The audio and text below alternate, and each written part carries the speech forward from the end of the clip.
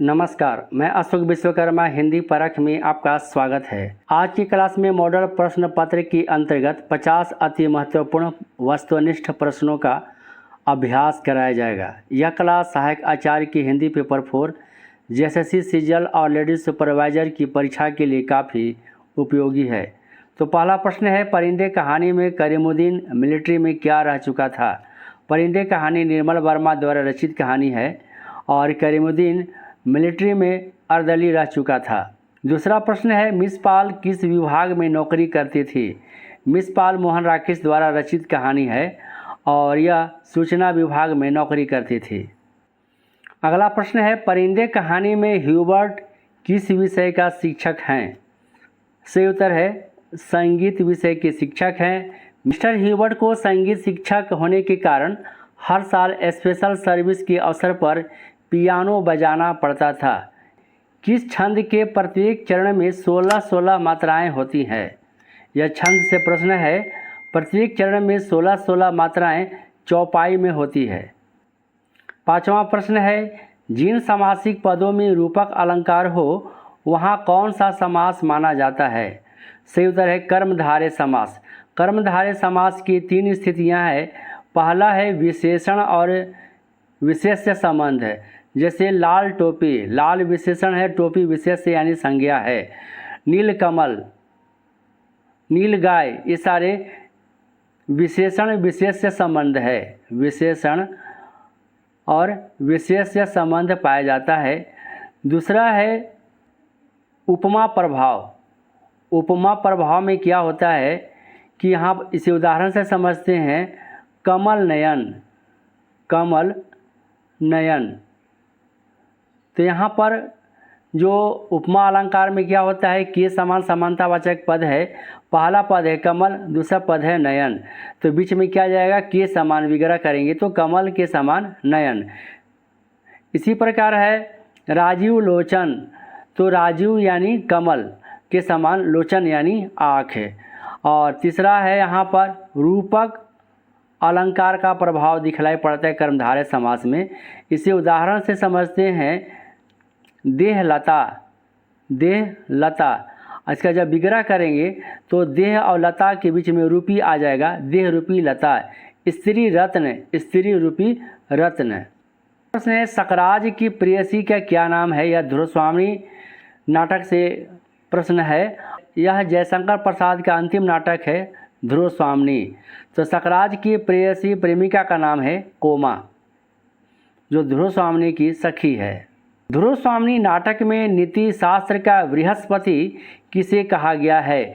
नीति शास्त्र का बृहस्पति ध्रुवस्वामिनी नाटक में शिखर स्वामी को कहा गया है।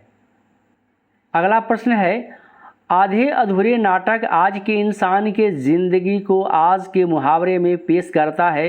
यह कथन किसका है? यह कथन है नेमीचंद जैन का। अगला प्रश्न है, वेदना की कवित्री किसे कहा गया है? सही उत्तर है महादेवी वर्मा को वेदना की कवित्री कहा गया है और इन्हें पीड़ा की गायिका भी कहा गया है, रहस्यवादी कवित्री भी कहा गया है। सूर्यकांत त्रिपाठी निराला ने महादेवी वर्मा को हिंदी की विशाल मंदिर की वीणा पाणी यानी सरस्वती कहा है और आधुनिक युग की मीरा भी कहा जाता है। छायावाद की दुर्गा भी कहा जाता है और छायावाद की शक्ति कहा जाता है महादेवी वर्मा को। मधुआ कहानी में शराबी किस नदी के तट पर गया था? मधुआ कहानी जयशंकर प्रसाद द्वारा रचित है और शराबी जो है मधुआ कहानी में गोमती नदी के किनारे जाता है।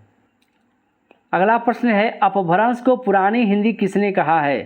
अपभ्रंश को पुरानी हिंदी चंद्रधर शर्मा गुलेरी ने कहा है। देसिल बाणा सबजन मिठा ते तैसन जपऊँ अवहट्टा, यह काव्य पंक्ति किसका है? यह काव्य पंक्ति विद्यापति का है और इन्होंने कीर्तिलता में इसे कहा है। कीर्तिलता विद्यापति की रचना है कीर्तिलता और कीर्तिलता में इन्होंने अवहट भाषा को देसिल बाणा यानी देसी वाणी कहा है, देसी वाणी कहा है और इसका अर्थ है देसी वचन सब लोगों को मीठा लगता है, इसलिए वैसे ही अवहट में लिखता हूँ। डोगरी मुख्यतः कहाँ की भाषा है? डोगरी कश्मीर की भाषा है। अगला प्रश्न है, निम्न में से असत्य कथन कौन सा है? असत्य कथन की पहचान करना है। आचार्य रामचंद्र शुक्ल का इतिहास ग्रंथ 1929 ईस्वी में प्रकाशित हुआ, यह सही कथन है। और हिंदी साहित्य का इतिहास आचार्य रामचंद्र शुक्ल ने लिखा, जिसका प्रकाशन काल है 1929 ईस्वी में। हिंदी साहित्य का आदिकाल डॉक्टर नागेंद्र की रचना है, यह असत्य कथन है। और डॉक्टर नागेंद्र की रचना का नाम है रीति काव्य की भूमिका। और हिंदी साहित्य का आदिकाल आचार्य हजारी प्रसाद द्विवेदी की रचना है, हिंदी साहित्य का आदिकाल। शिव सिंह सरोज में लगभग 1000 कवियों का विवरण है। गारसा दत्तासी, यह सही कथन है। गारसा दत्तासी हिंदी साहित्य के प्रथम लेखक हुए। अगला प्रश्न है, हिंदी साहित्य का इतिहास सर्वप्रथम किस भाषा में लिखा गया? सही उत्तर है फ्रेंच भाषा में लिखा गया। और इसको लिखने वाले हुए गारसा दत्तासी, जिन्होंने फ्रेंच भाषा में लिखा। इनकी रचना का नाम है हिंदी साहित्य का इतिहास। जो पुस्तक है उसका नाम है इस्तवार दला लितरवीर एंदुई एंदुस्तानी। इस्तवार दला लितरवीर एंदुई एंदुस्तानी, जिसका प्रकाशन काल है 1839 ईस्वी। साहित्य के इतिहास लेखन की परंपरा के सूत्रपात किसने किया था? सही उत्तर है गारसा दत्तासी।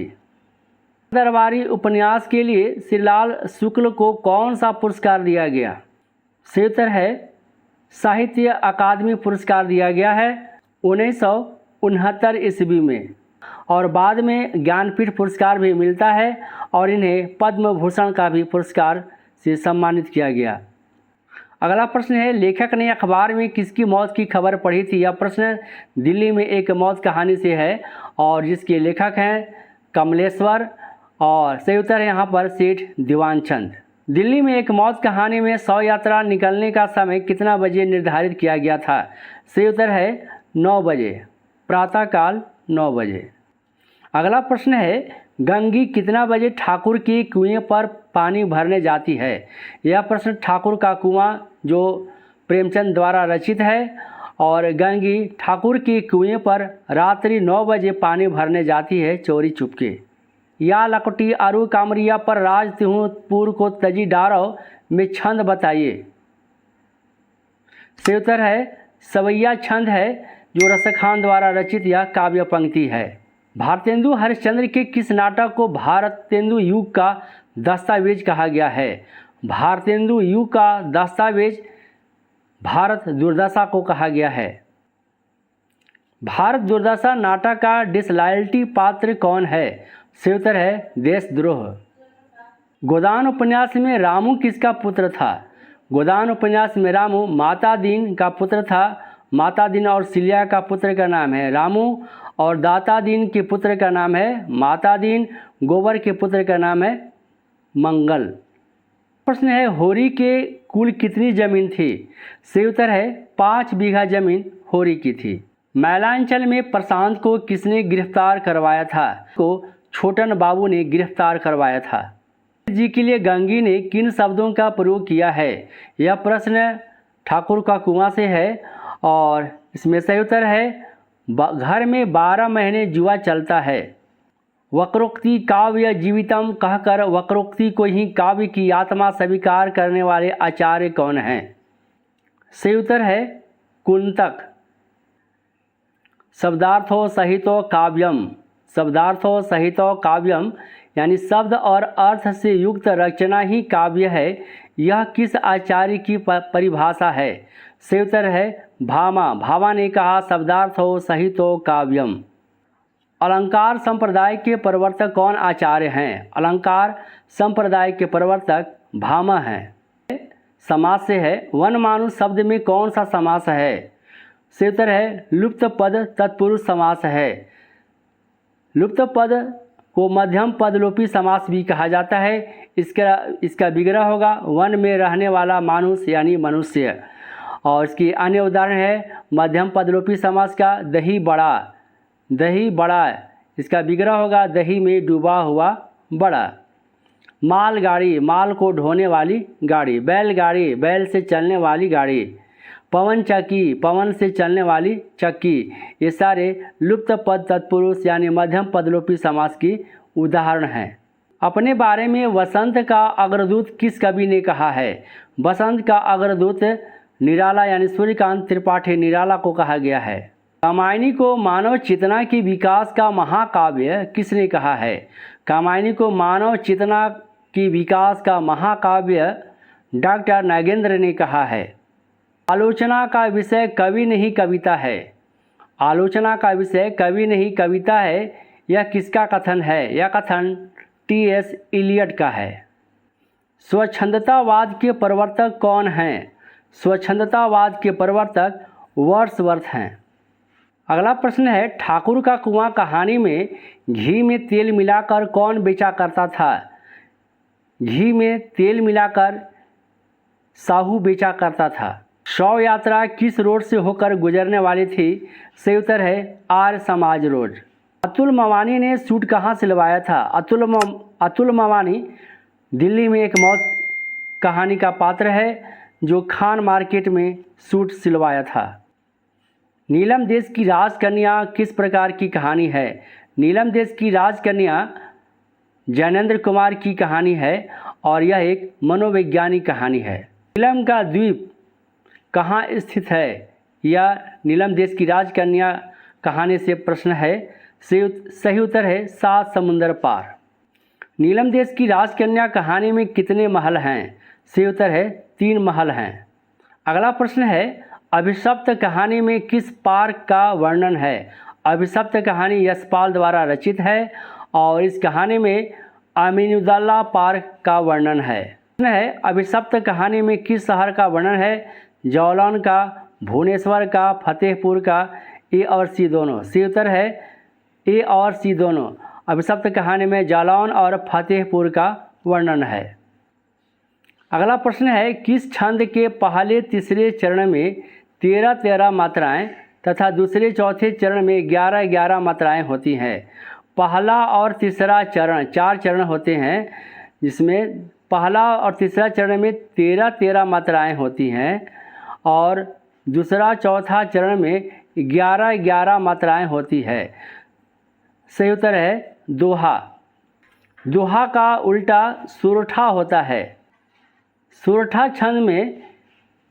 छंद में पहला और तीसरा चरण में 11-11 मात्राएं होती हैं और दूसरा और चौथा चरण में 13-13 मात्राएं होती हैं। रोला जो छंद है, इसमें प्रत्येक चरण में 24-24 मात्राएं होती हैं। दिल्ली में एक मौत कहानी में सूलियों पर लटके ईसा से लेखा का क्या आशय था? सही उत्तर है बस में खड़े यात्री। अगला प्रश्न है, धुंध में लिपटी रूहों के बीच कौन शैतान लग रहा था? सही उत्तर है वर्दी वाला कंडक्टर। अगला प्रश्न है, चंदायन किसकी रचना है? चंदायन मुल्ला दाऊद की रचना है, जिसका प्रकाशन काल है 1739 ईस्वी। असाइत जो कवि हैं, इनकी रचना का नाम है हंसावली। कुतुबन की रचना का नाम है मृगावती और ईश्वरदास की रचना का नाम है सत्यवती कथा। ये चारों कवि सूफी प्रेमाख्यानक हैं। सूफी। अगला प्रश्न है, दोहा कोश के रचनाकार कौन हैं? दोहा कोश के रचनाकार सर हप्पा हैं। अगला प्रश्न है, भारत भाग्य पात्र का प्रवेश नाटक के किस अंक में होता है? भारत भाग्य पात्र जो है वह भारतेंदु हरिश्चंद्र द्वारा रचित नाटक भारत दुर्दशा का पात्र है और यह 6ठे अंक में मंच पर प्रवेश करता है। अंतिम प्रश्न है, लेखक के बगल वाले कमरे में कौन अपने जूते की पॉलिश कर रहा है? सही उत्तर है अतुल मवानी। तो वीडियो कैसा लगा आप हमें कमेंट कर बताएं। यदि चैनल पर पहली बार आए तो हिंदी पढ़ा को सब्सक्राइब करें, बेल आइकन को प्रेस करें ताकि नोटिफिकेशन आपके पास समय पर पहुंच सके। वीडियो को लाइक और अपने दोस्तों के बीच शेयर करें। नमस्कार।